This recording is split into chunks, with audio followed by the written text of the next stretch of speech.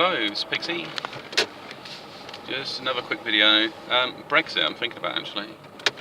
Will it ever end? It's been going on for ages. And see how well we can do here.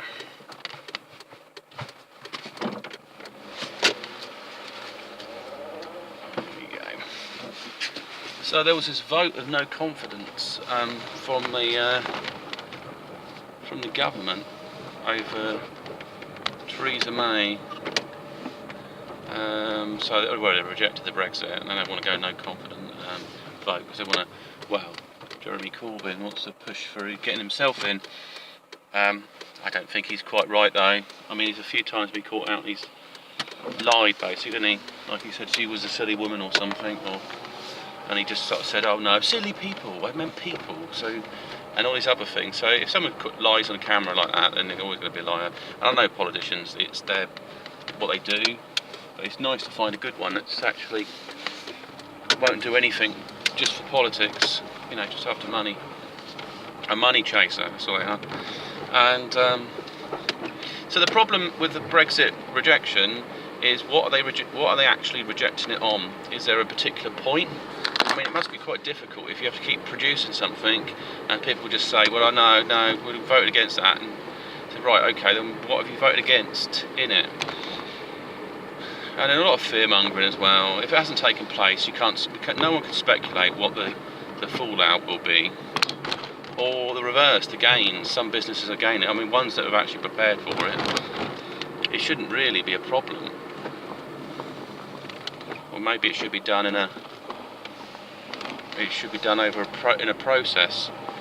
So the first thing all that people want is a control system on the border. That's all it is. A visa system or something. You just don't want people coming over for a day trip terrorists, someone coming over, killing someone, and then buggering off back to France or wherever, and then disappearing, because that shit's happened before.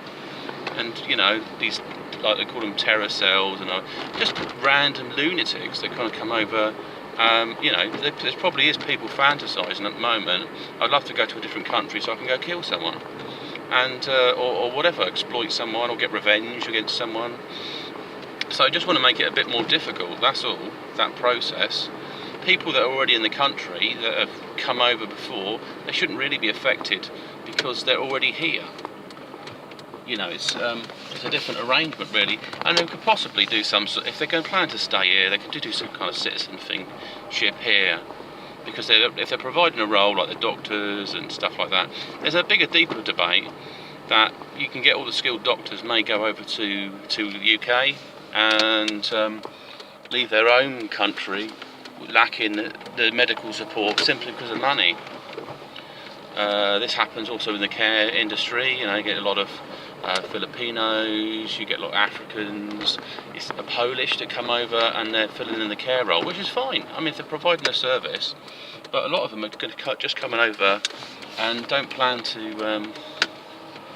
There's no long-term plan to stay in the UK. They're just building up the cash really and sending it back home. So it's not really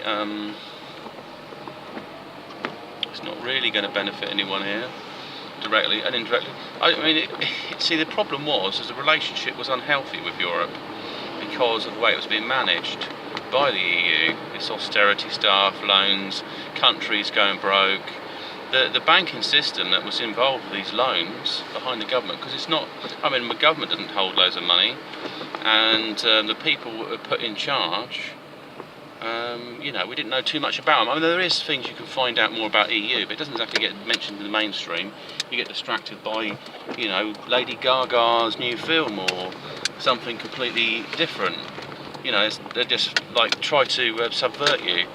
I mean, I was listening to one of the radio stations, they were going about cream cakes, which, okay, it's funny, but it's a distraction from what the Brexit is, and then it's just what people just pick up stuff off media and just run with it. They say, oh no, can't have this, can't have that. So really, you just wanted a different relationship. That's the main thing, and it's a divorce. So it's kind of sorting that part of it out, the separation between. So we've got some sovereignty. That's all it is. It's not that we won't do anything to do with the EU. I mean, I think we should trade with all countries. We don't have to develop biases because America doesn't like Russia or have some sort of tension between them. I mean, I know we have a connection with the US, but we don't need to have any kind of grudges. Basically, as a businessman, there's an advantage there, because if two people don't get along, you can be the middle person, be the broker, and a lot of people wouldn't like that, because then it takes away their power from each of the sides. So really, I want to break it down. What is it being rejected on? Because otherwise, no bill she produces will ever fill that gap in, because they say, no, we don't want that. We want freedom of movement, and there's stuff that's in the conspiracy that what the EU was planned to anyway. They just wanted to mix up. So you get these 1% elite who see themselves as a pure bloodline. They marry each other's cousins and things like that, because they want to keep a central power base. And then the idea is that they shove a load of people together, and they're trying to make everyone so they would see us as a mongrel race, and sort of that's part of it. They just want us as a lower stock, because there is no separation between the elite, the 1%, and us, and there's no reason why an average person couldn't do really well. And sometimes they do, and sometimes they get taken out of the equation because they threaten this network, this industrial complex. So as a part of that, there'd be all sorts of creepy stuff going on, like, people say, well, I looked at your DNA and we think you need to take these drugs by the time you get to 20, and there'd be a drug analysis, so they give you drugs you don't even need. To say, oh yeah, well, high blood pressure just running the family, so we're going to start you off there, and there's all sorts of things, because there's money to be made. And it costs a fortune. People spend a fortune on medication. It's ridiculous. And I don't think that all these adults taking medication. You don't see lots of animals taking medication all the time. We give them it, but they don't necessarily need it. They just think, oh, we better inoculate and better do this, better that. And putting a lot of a virus into an animal, and then that animal 6 months down the line ends up in the slaughterhouse, and someone's eating it, and it's still got a load of vaccine and other things in it, growth hormones and all sorts of bizarre stuff in there, because it's all about the money. So you need to move away with this money idea and create a better system.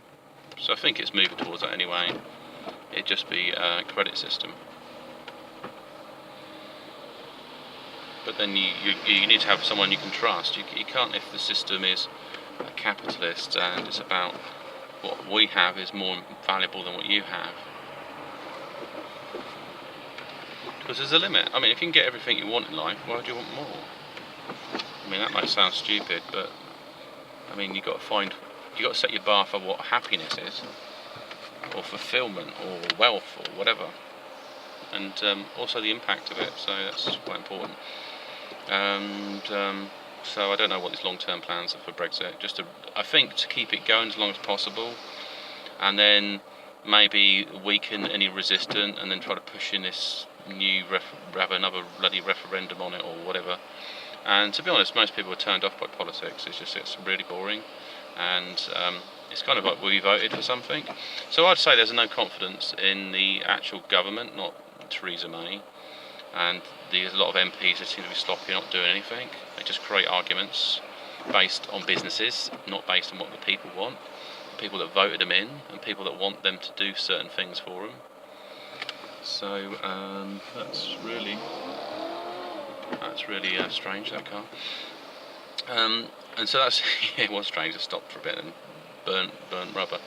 And so there's a big issue, I guess, is that we don't kind of keep hearing about this. So what is the future for the UK? And I think we just need it more broken down.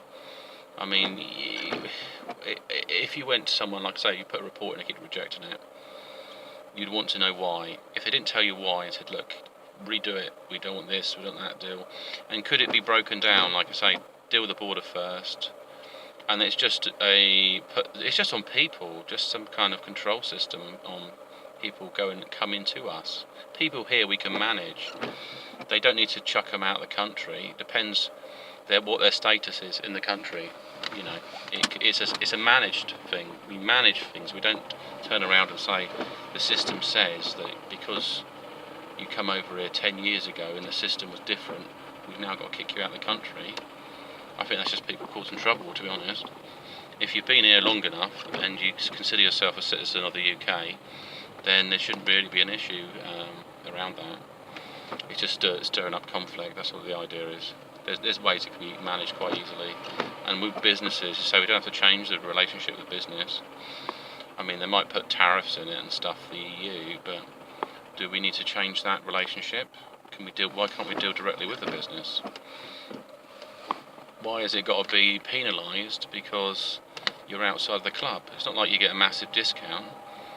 We pay bloody, I think it's even millions, I can't remember how much we exactly pay, every day.